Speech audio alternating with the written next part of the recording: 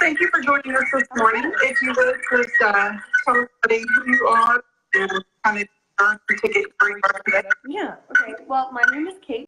I have worked in the fitness industry in some aspect for years now. I started coaching CrossFit when I was 17 in Russell in high school, and that kind of was my doorway into the fitness industry, and I really thought that it was going to just be like a nice job to get me through college and a hobby and something I really like to do. So I coached all the way through college, and that kind of got me into nutrition and just looking further into fitness. And still, it was just a college job while I was working on my exercise science degree. And my intention the whole time was to go to PA school or med school or something like that. And so it was really like, okay, this is just paying the bills right now. And once I graduated, I decided that instead of going to PA school, I wanted to pursue a master's degree in public health and focus a little more on prevention rather than treatment, because that's kind of what our country needs. There's a lot of need in that area, and we're good at treating illnesses, but what if we could just stop them from happening in the first place? So as I started to work on my master's degree, I got into nutrition a little more. I'd taken nutrition classes in undergrad, and I had kind of experimented with my own nutrition quite a bit and found out what worked for me. And taking the knowledge that I had and learning more and my personal experience, I started working with others through tracking their macros. And this was back in 2014, 2015, before it was, now everyone knows what that is, but maybe not everyone knew what that was at that point. And so I started coaching others, and as I was in grad school, I was like, okay, well, like, let me see if I can make money off of this, you know? So I made a website and stuff, started charging people, and started gaining a little bit of traction. It was just me, a sole proprietorship, trying to figure out what the heck I was doing as a business, because, I don't know, I knew all about fitness and nutrition, but I didn't know about a business. Anyway, so I did it kind of like as just a little side hustle while I was in grad school. And then I graduated from grad school and I went on to my PhD, and I started my PhD. I love school, if you can't tell. It's like all I want to do all the time. So I started my PhD, was excited about it, and it turned out that the program just wasn't for me. It wasn't what I wanted. I had worked in nutrition education in my master's degree, and I had applied for my PhD to do the same thing, and it just wasn't aligned as I wanted to do. And so I had this semester of being like, what am I doing with my life? You know, the normal thing, like, help, what's happening? Like, I've committed my life to this, and I don't know if I like it, and all that stuff. So took the leap, and I left the program, and it was a huge deal because the school had put a lot of money into me and was banking on me being there for another 5 years or so. But I left the program, and I had this little business on the side, and I said, okay, my husband and I had this discussion. I'll take 3 months and see if I can, you know, turn this into something that could be my full-time job. If not, I have a degree. I can go out and job hunt. So I'll do like 3 months. And, you know, it worked in those 3 months. I gained a little traction. I was able to work full-time. And now that was last year. That was last January. So a year ago exactly. And now I have a team that I work with. I'm not like a huge business, but I've definitely done better over the past year, and it's taken a lot of long hours and weeks of working 80 hours a week and full of meltdowns and tears and all that stuff. But here I am, and trying to make it bigger, a little bit bigger, but mostly help others, you know, not worrying about following or anything, but just trying to reach out and help as many people as I can. And usually when you're reaching out and helping is when you really see you grow. Right. A lot of times if you're focused on the growth, it doesn't happen because you're not helping people. Right. So it's kind of funny how that works. It is. But, you know, it's good that it works that way. It takes the focus off of you. And that's really, now I have a bunch of coaches that work for me. so that we can reach out and help more people. And that's always the focus. That's the focus of every conversation we have is, okay, this is still about how can we help each individual as much as possible. We're not worried about how many clients we can take on. We're worried about each individual.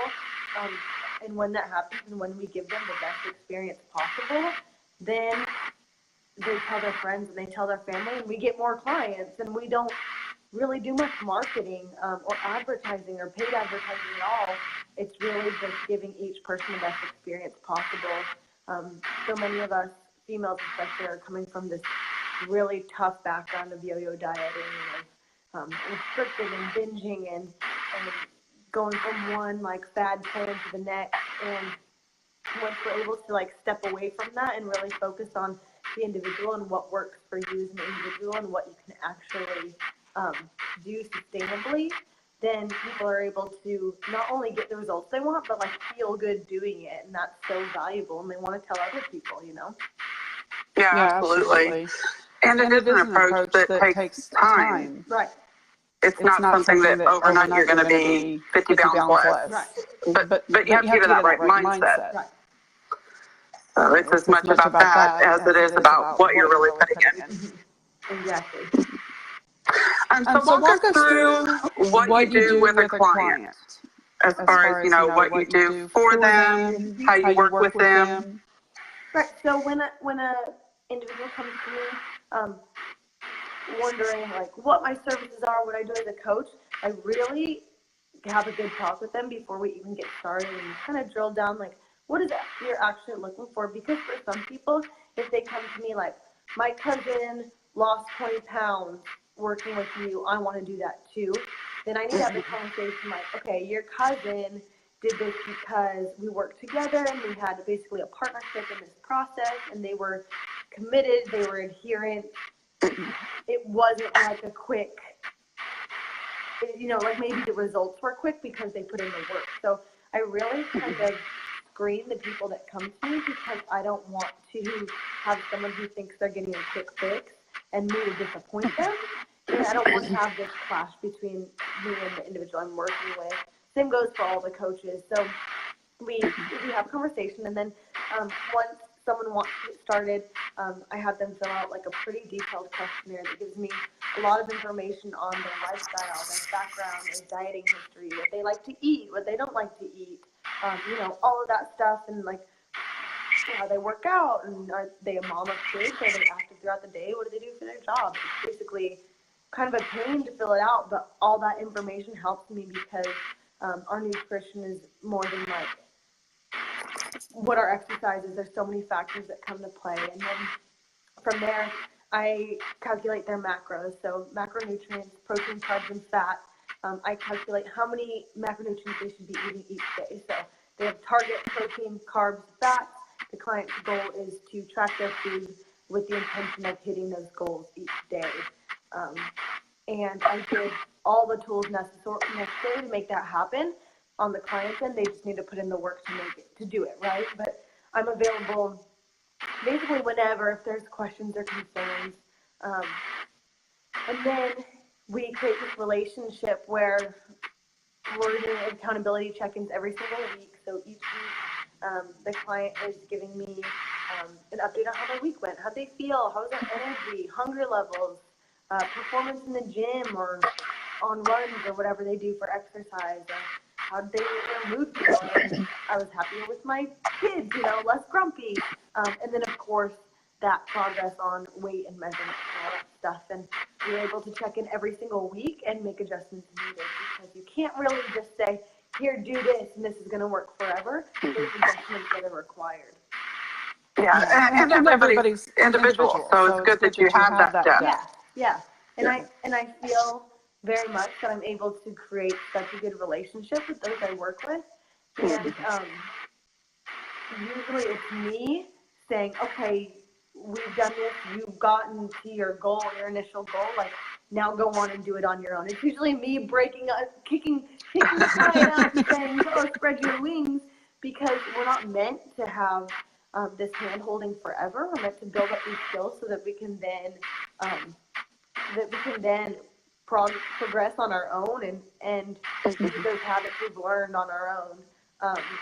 So as comforting as it is to kind of have that hand holding and that guidance, after a while, I'm like, Kate, you've got this. Like, go do it. You don't need me anymore.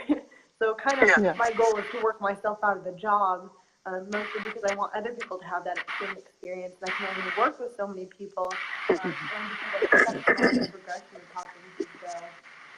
Yeah. Do you find that difficult though?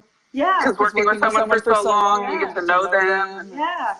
And I had, just this week, I had one of my first clients who I've worked with for years, actually, and not just, it's been kind of on and off, but it's more been like, I've just been there. We've formed this friendship, and I've never met her. She lives in, I think, like South Carolina, and somewhere I've never even been, actually. And it's kind of time, and it's been years, and it was actually really sad. And like, okay, well, we have each other on Instagram and stuff, because we formed such a relationship over this time. And it's like, I'm a nutrition coach, but I also take on a little bit of therapist, a little bit, because food is so interconnected with how we feel and how we handle life and our emotions and our stress and all that stuff. So we have a lot of conversations regarding emotional eating and how you can control stress eating, and maybe how your appetite is changing depending on what's going on, like in your just daily life. Yeah, it's that with almost everything. You can't take the person and the emotion out of it. Right. You have to go back to those initial triggers and find what they were so you can get past them. Right. And maybe with some guys, I work with probably 50-50 males and females. And with the guys, it's more like, good week, thanks, But with the females, it's more like I get a novel in the check-in, and I want to make sure to address all those points because there's so many important things happening. Yeah. And so with the macros,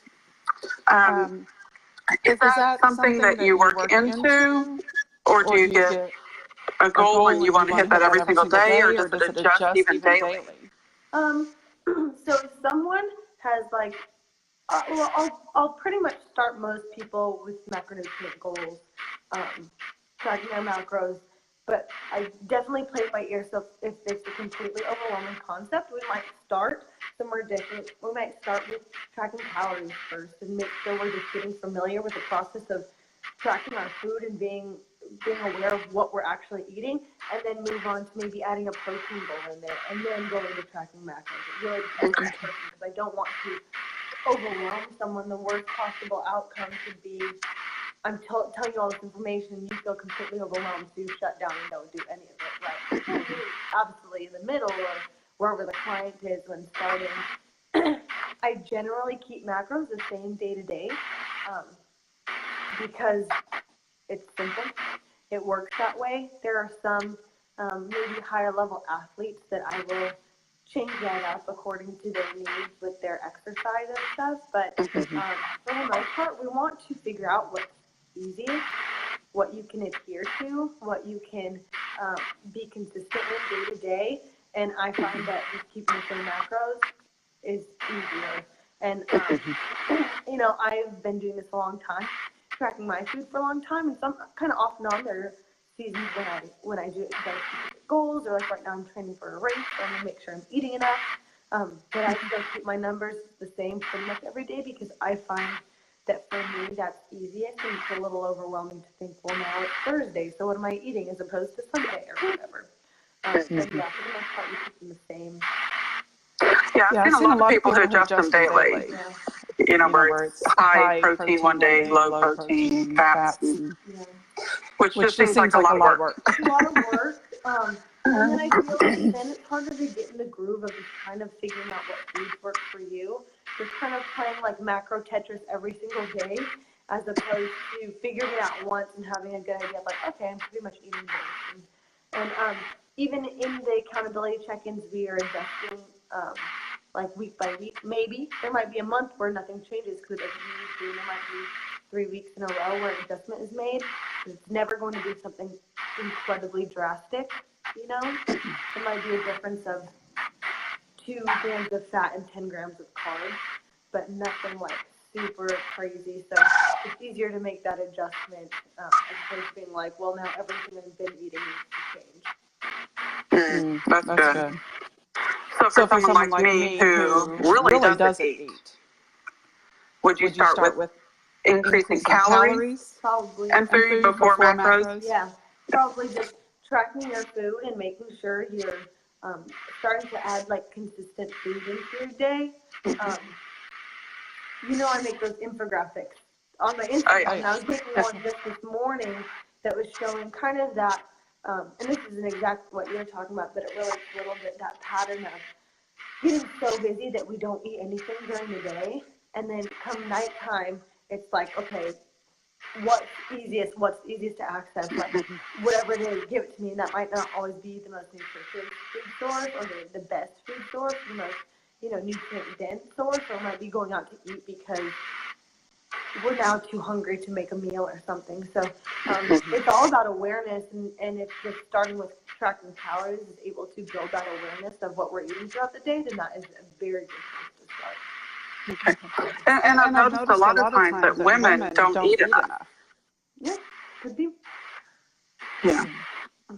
A lot of people that I see, they're like, they may be taking in a lot of calories in one meal, but it's not what they need, and it's not consistent. Yeah, and consistency is really a big part of it. I mean, when it comes to, if we're talking specifically about weight loss, controlling calories is the biggest aspect of calories oxygen control. You need to be eating fewer calories than you're burning each day, but you can not eat all day, or even just graze around all week, and then come weekend, let loose and have a cheat meal that turns into a cheat weekend. And right there in that cheat meal or cheat weekend, you're taking in enough calories for the week. So you feel like you're starving all week to make up for it on the weekend, and then you're kind of in this cycle. And I talk quite a bit about this cycle of restricting and binging is so common. I know, my whole high school, college this is kind of how mine went. It was like, eat clean all week, and you're starving by the end of the week, low energy, and the weekend comes around, you're like, I'll start again on Monday, and that cycle just perpetuates, and it results in a lot of frustration because you feel like you're trying really hard during the week, and a lot of frustration because you're not seeing any progress, and you kind of feel really crappy, So that's definitely something that tracking your macros can help with, because it does bring more consistency day to day. Awesome. And you do have a lot of amazing graphics and also your recipes. I know. We know that people like them on Pinterest. Yes. Well, the recipes are easy too. Mm-hmm. They are easy. And they're not a whole lot of spending several hours preparing a meal. Yeah. Nobody has time for that. No, and I don't know if this could be a benefit to my recipes, but I personally do not like to cook, actually. I don't have fun doing it, and I know for a lot of people it can be kind of cathartic, it's some stress relief, but I really hate it. It's not how I want to spend my time. I want to be working, and if I'm not working, I want to be outside or something. So for me, simple is better, and these recipes are something that I would actually do, and that I do actually do. So I think that's helpful, because it's I'm not just creating this to put some content out. I'm just literally taking what I actually do and providing it in a way that other people can replicate that, and make it easy to hit their numbers, because there's a lot of stress about, okay, well, if I don't have 25 perfectly portioned out Tupperwares of food for the beginning of the week, by Sunday, I'm not gonna have a good week. But it really doesn't have to be like that. It can be just setting yourself up for success by cooking a little bit of food, or having a plan for the busy weeknight, and you need to get the family dinner and stuff. So they're really easy because I'm really lazy. Is really the answer to that. I wouldn't say lazy. It's just not your passion to cook. Right. And Diana, one of my coaches, that is her jam. So she puts out recipes, and some of them, I'll admit, I've never tried, because I'm it has 5 steps. Yep. I will do it. But then some people who love to cook really enjoy those. So we're getting best of both worlds, I feel. Yeah. And it makes it easier for people who don't have time. Right, right. They have kids or they have a demanding job, so they need something fast. Yeah, exactly. Yeah. So, and it's authentic. Yeah. You're not putting out stuff that you're not doing yourself, and people can see that. Right, right. So they know if you're living it. Yeah. They can change. They can do it. Exactly. So that's one of the things I love about it. That's one of the reasons I wanted to have you on. Is because of that. Okay. So now, are there any food services that you recommend for people who don't even want to prep? Have you seen any that really follow the macros? We haven't actually tried one yet. I saw something today, and now I can't remember the name because I literally just saw it today, where you like pick out your meals for the week and you can sort by like high protein or low carb or low calorie or whatever, and then it gives you your shopping list and stuff. I've never actually used a meal, like a meal box service like Blue Apron or something. I use a meal delivery service for like individual meals, if that makes sense. So, I use a local one. It's called Bedrock Tasting Sweets. I'm in Memphis, and so if anyone here happens to be in Memphis, that's what I use for a few lunches a week, and I just keep them in the fridge and like have this easy grab and go item because they do include their macronutrient information on the food, and it's kind of made for people who are tracking macros, so it's higher in protein and but not crazy high in calories, and so that's what I use. So no, sorry, it's like not helpful because I've never used one of those. I know my family uses, like my parents use Blue Apron and they love it. But I mean, there are some, obviously, if you have one that you use locally. Yeah, and that's the difference. Like those are like individual meals rather than like the box of ingredients that come and you still need to cook. I haven't done those. That's even easier. Yeah, I haven't done those because you're still making me cook, you know? Like, it's just solving the problem that I don't like to cook. So I use the ones that are legitimately already prepared. And I will say this one thing. There's like a pretty negative stigma about frozen meals. But frozen meals now, today, are not TV dinners from 10 years ago. There are so many good options in the frozen food section now. Like, frozen vegetables are just vegetables that are frozen. Like, there's no difference. They're just as good for you. And there are so many, like, nourish bowls and easy to prepare options nowadays that if you're tracking your macros or just kind of watching what you eat, there's some really easy options out there that you just, like, stick in the microwave or, like, in the produce section of the grocery store, there's, like, the cauliflower rice chipotle bowls and stuff like that. So there are really so many good options out there, and those are probably more inexpensive than a meal delivery service as well. But I think sometimes we get caught up in thinking that the frozen is bad, but like really good option at times, especially if people busy or don't want to have the brain power to think of a meal and cook it. Yeah, or they don't have you to tell them what to do. Right, exactly. This is what you need to eat. This is what you need to shop for. Well, can I put in a plug for my new cookbook that you've seen? Oh, absolutely.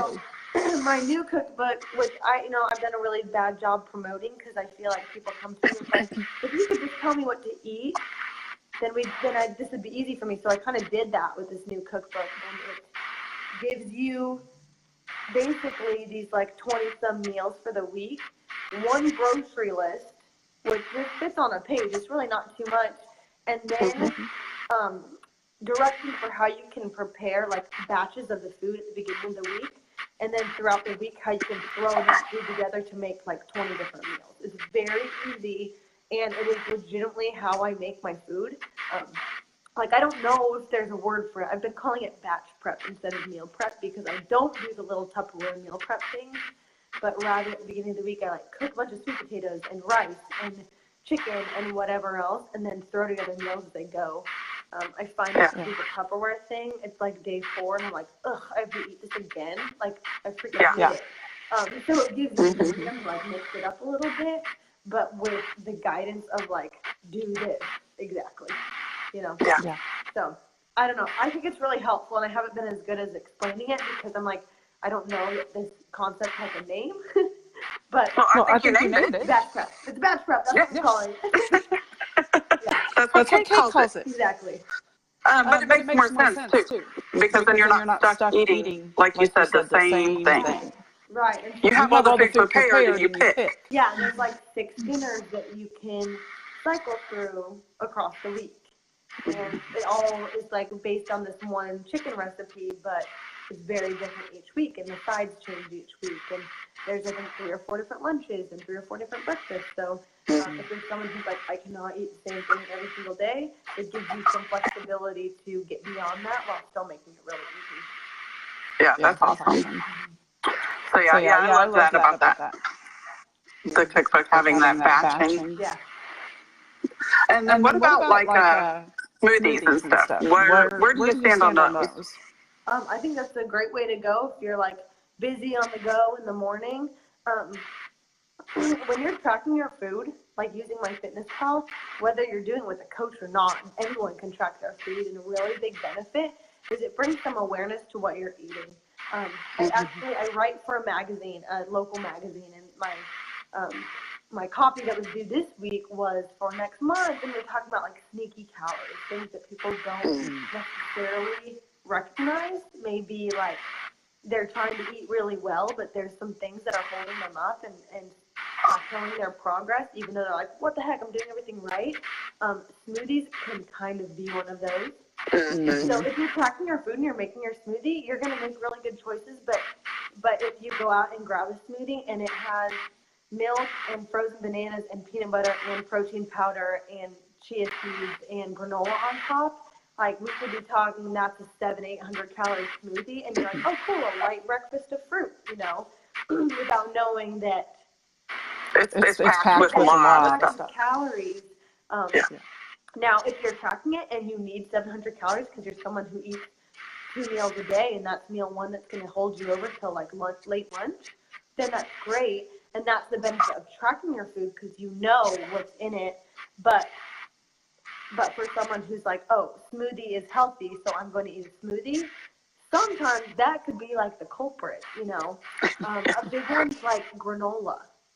Granola, in our mind, healthy, but granola is not only like pretty darn high in carbs, but also really high in fat sometimes.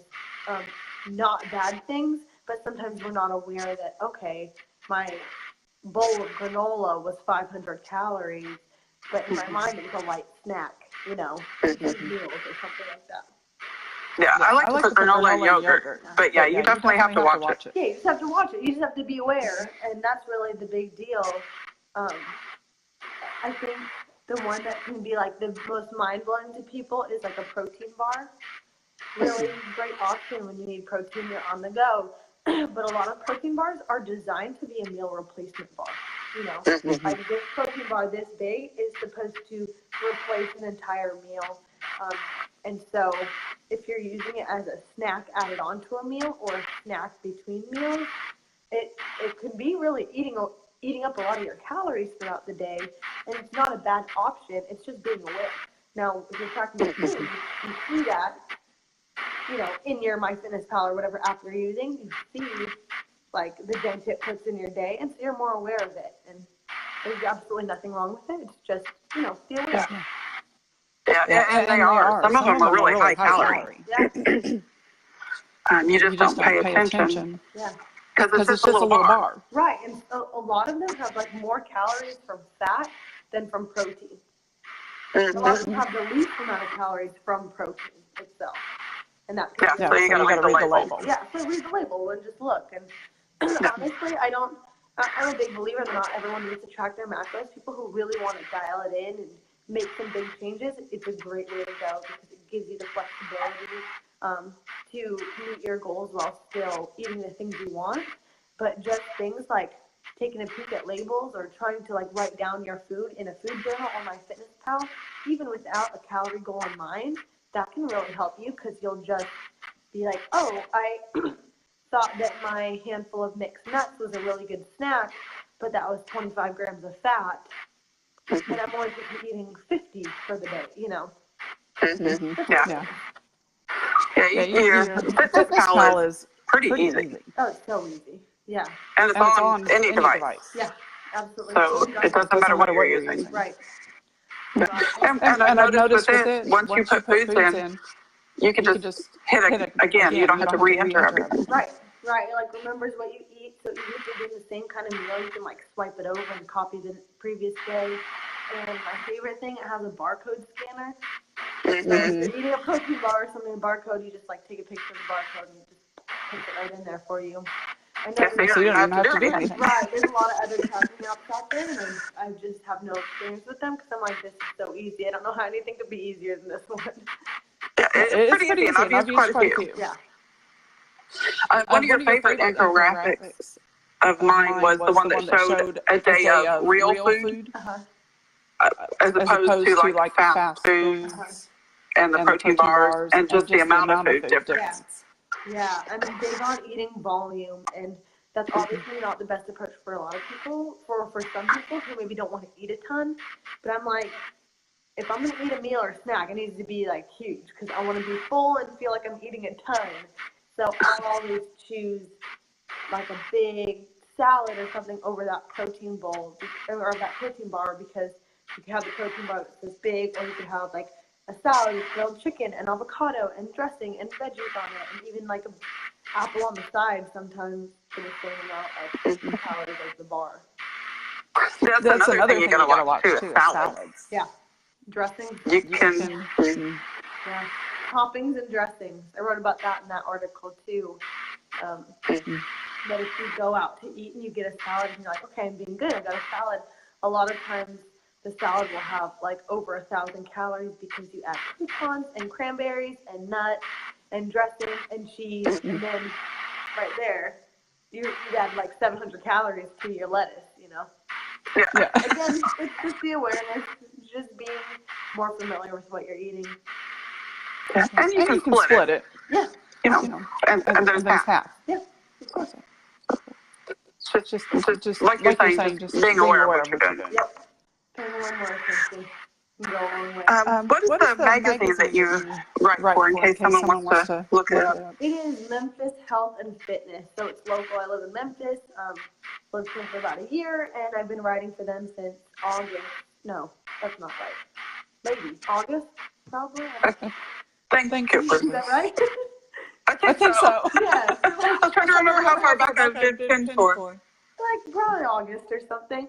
Yeah, it's around a monthly column that you can read it online. If you go to memphishealthandfitness.com, they put the full magazine online, and they also put the individual articles out in like blog posts. Okay. And I'll put that link under so everybody can find it as well. So what is on the horizon for you? Do you have any new plans? I'm trying to catch my breath after a rough few months. I started a membership site, so it's basically a subscription-based resource library. Tammy knows all about it, where I can provide more resources because as someone who works one-on-one with my coaches who work one-on-one, there's just really a low ceiling to how many people we can take, and we put free content out on the blog, but we wanted to have some content of more value out. And also create a little passive income on the side. So created this subscription-based library. It's called The Good Stuff, and it's just full of our best stuff. So cookbooks are in there, guides are in there. Actually, right now there's a 4-week challenge in there that teaches you a lot of nutrition basics, and it actually teaches you how to calculate your own macros to align with whatever your goals are, whether that's like fat loss, you want to get stronger, you want to get faster, whatever that may be. And how to adjust those goals once you started tracking. And that was like, oh my gosh, that was some serious work because not only did I have to figure out how to build a website at this back end of this membership site, but I had to fill it with stuff. And it was really hard, and it took, gosh, I even worked Christmas Day because we wanted it coming out January 1st, and building the challenge and a new cookbook and all this stuff. So I'm like just trying to ride out January, and like catch my breath, going on vacation for a few weeks, starting next week, and then coming back. I would like to create some courses. We already have the content to do that and open up a little shop on my site as well, where you can buy courses. You can buy a meal template. That's kind of like a meal plan that's tailored to your specific macro numbers. And my big goal for 2019 is actually to have a physical product out that is a water bottle that will donate some of the proceeds back to a conservation cause, because that's something I'm really big on, and I want to make sure that even as the tiniest business I am, that I'm being socially responsible. So that's a big goal for the year for me. That's an awesome goal. We'll see. We all need to be responsible and give back. Yeah. So the good stuff is amazing. So you guys need to check it out. It's really cheap. It's $9.95 a month. And the biggest feedback I've gotten from it is like, why is this only $8.95 a month? They're like, you could have done like $15 a month. And I was like, well, I held surveys. I talked to people. I texted all my sisters-in-law, because I have a bunch of them. And, had all these conversations. And it was like under $10 was the winner. And people are like, this is worth way more. And I'm like, well, it is. Crap. Missed the mark. It's worth it. But if you're wanting to help the masses, right. That's where it's going to be beneficial. What I want to do is eliminate the barriers to people having access to this good information. So if it just means more people can afford it, then honestly, that's exactly what I want. And I just want as many people as possible to be able to benefit from it. Yeah. And then your courses as well will do that. Yeah. Exactly. Maybe someone can't work with a coach such as yourself, but they could take a course that teaches them. Yeah. So that's a good option. Mm-hmm. So I think you need a break. Yeah. You've been busy, I know. So have you. It's just kind of how it goes. It is. Especially in the first few years of business. Yeah. And then we get some more automated systems in place. Right. And I work in an industry where it's very cyclical, and January and February are really hard months because business booms, which is a great thing. And we have to prepare for November, December, when no one wants to start working with a nutrition coach, obviously. So that's kind of how it goes. There's a big boom in January, February, and then spring break kind of, and then summer it dies down a little bit. Like right before summer, it's really popular, and then summer people are vacationing, and kids are out of school and all that stuff. In September, it's like it's go time again. My kids are back in school, so gotta get a plan in place. So, yeah, it's like year 4 or 5 of me doing this, and I'm like, okay, I finally understand how this goes. Like, I'm ready. My team's ready. We've got this. Yeah. And you have a great team too. It's so wonderful. They're awesome. I would literally be dead without them. Well, and we have to know when we need to expand. Yeah. Because if we don't bring people on who align with our values and goals, then we're going to be stagnant. Exactly. And it's like, I've recognized how important it is to take a step backward to move forward. And, I now do payroll for many people, and it has drastically impacted the money that I can take home and the money that I can put back in my business, which is more important to me at this point. Not even a step back, but just a bridge we need to cross in order to move forward and expand and serve more people and get the word out and all that stuff. Yeah. But it's all important. It is so important, and there's added so much more value to what I do by having the perspective of others, by having the help of others, that I would never, ever change that. Well, and you all have your genius zones. Like one person's better at web, one person loves to cook. Yeah, exactly. Yeah, and it's like so needed, because especially after doing this for so many years, I just get like very laser focused on what I do, and what I'm the best at. And I find myself like regurgitating the same things all the time, and just having that breath of fresh air is so comforting. Mm-hmm. Yeah, we all need that. Yeah, absolutely. And like you said, it took years to get to that point. Yeah, definitely. But so for anyone who's in the beginning, understand that does take time. Yeah. And just ask for help and pay for help and take the load off of things that you don't necessarily need to be doing because it's so worth it. Mm-hmm. At times it seems like it's counterproductive. Right, but it's just not. Yeah. It may be a strain at the moment. Yeah. But then 2 weeks or a month later, you're like, oh. Yeah. Why didn't I do this before? Yeah, and if I were trying to navigate Pinterest without you, I would be spending all of my time trying to figure out what the hell Pinterest is, because to be honest, I still don't even understand. Like, I don't use it.